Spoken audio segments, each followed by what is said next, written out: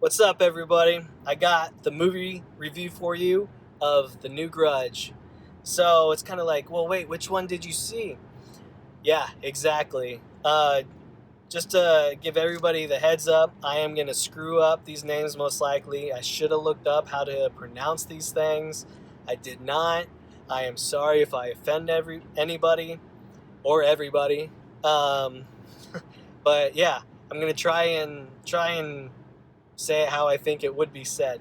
So, Ju-on, which roughly means The Grudge, was a movie that Takashi Shimizu wrote and directed.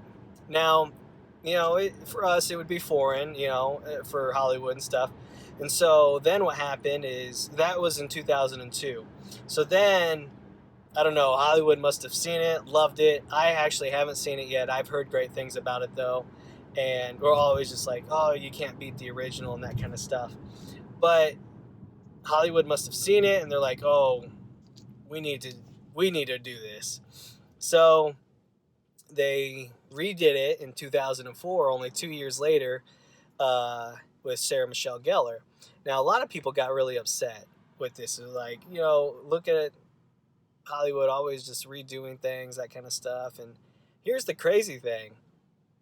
The guy who did Ju-on, Takashi, I'm just going to say his first name, he directed the second one. Sorry, not the second one. The remake in 2004 with Sarah Michelle Gellar.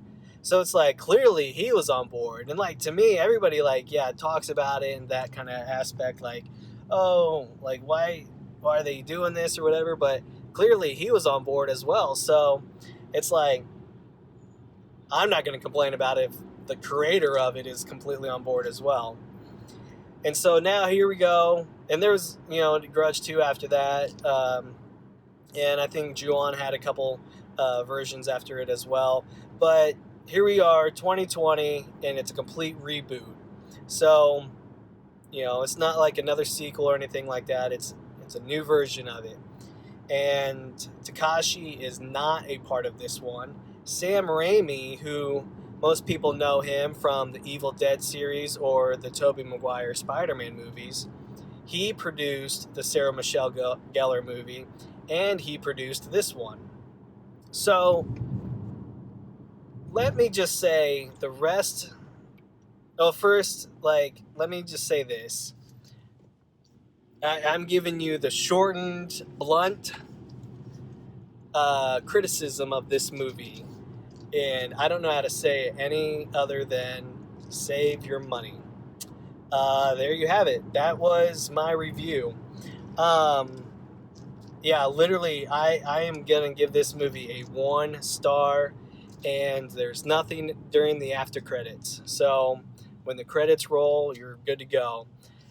So now that I've said that, everything else I say will have spoilers. So if you plan to see this movie and you don't want to have it ruined for you and that kind of stuff, then yeah, please stop this video. I don't care about the view. Stop that.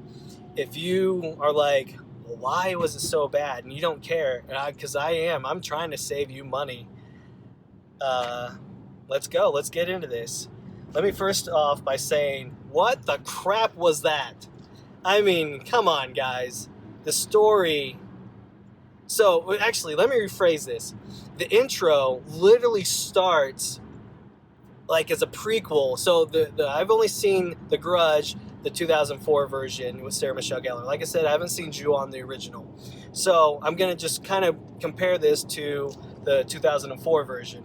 So, what happens is, how that movie starts is you see this girl named Yoko, and she's kind of like an at-home nurse, like she's assigned and that kind of stuff. There's the clinic, and they go and they help people out and that kind of stuff. So Yoko goes to this house. She's helping this old lady. She hears this noise. Boom. That's the short version. That's the intro of it. And Alex is her boss. So here's the crazy thing. This is how the 2020 version works. Is you see this lady who you've never seen before. She's right outside the house. It's that house. And she's on the phone. She's like, It's definitely sounds like a voicemail or something like that, I think. Or no, she's having a conversation because she does interact. It was a quick conversation, but yeah, she's on the phone and she's like, "Hey, Yoko and Alex." Oh no, so that must be it was a voicemail. Sorry, that's how forgetful this movie was. She's like, "I know I've committed for a lot longer." She's like, "But I need to leave. I need to get back home to my family." So that's what I was like, man, this is crazy. Like, this is literally, that sets up the Grudge movie that you know. And then, because then you see her, she gets on a plane, she goes, and all of a sudden, I think it timestamps, I think it literally says 2004, she's back home in, I don't know, Pennsylvania or something like that. And you see her and her husband and her daughter. And then all of a sudden, boom, you see that? New timestamp, 2006, still in Pennsylvania. You never go back overseas. So, and that's the crazy thing. The whole concept of The Grudge is a ghost story. It's like somebody was innocent, they were killed in violence, and so their spirit hangs around, and as an act of revenge, they kill innocent people. Makes total sense if you think about it. So yeah, this lady, or so in the 2004 version, the mother and the son were killed by the jealous husband, and so the husband's never in it again outside of one scene, but he's not the one killing people, it's the mother and the son. And because they were the ones that were innocently killed. Now, let me tell you this. All of a sudden, and here's the other thing. They killed the people. There wasn't any other kind of mind control kind of stuff. Like they would kill other people or anything like that. That happens in this movie. So I'm going to screw up this guy's name. Is one of the most famous actors in this film is probably John Cho. I can't think of any movies right now outside of Harold and Kumar. I think he was in a movie last year called Searching. But anyways, he's got the famous shower scene where he's scrubbing his hair and all of a sudden this hand comes out of it and he's like, what?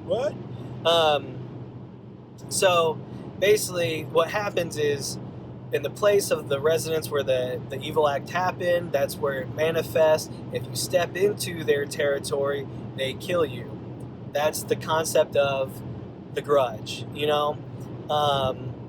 So John goes into the house. The Grudge starts terrorizing these ghosts and that kind of stuff. But here's where it gets crazy is it's not just the murder victims. Oh, I didn't tell you that part. Yeah, the lady that was on the phone with Yoko and Alex, she goes home, kills her husband, drowns her daughter, and then commits suicide. So all three of them are now ghosts, not just the husband and daughter. She's almost the main antagonist, which doesn't make sense at all because it's like she killed people. And they never explain why she killed people because then when John enters the house, you don't really see what happens to him. He goes home and then he kills his wife and then he commits suicide. And it's like, okay, that's not how this works. Clearly, you haven't seen any of them. So then, there's that process. Because then there's the other version where you see the ghost and then they just kill you. That it is how it is. So, so I don't... Yeah, this one, they just made them go crazy kind of a thing. And I just didn't really enjoy that at all because it's like, okay, this isn't the story by any means.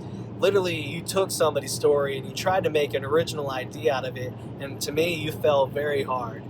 And because here's the other thing, is like, it really doesn't involve, to me, the story at all. It's completely all new characters and an aspect that doesn't even go under the same circumstances of what the Grudge curse even is really about.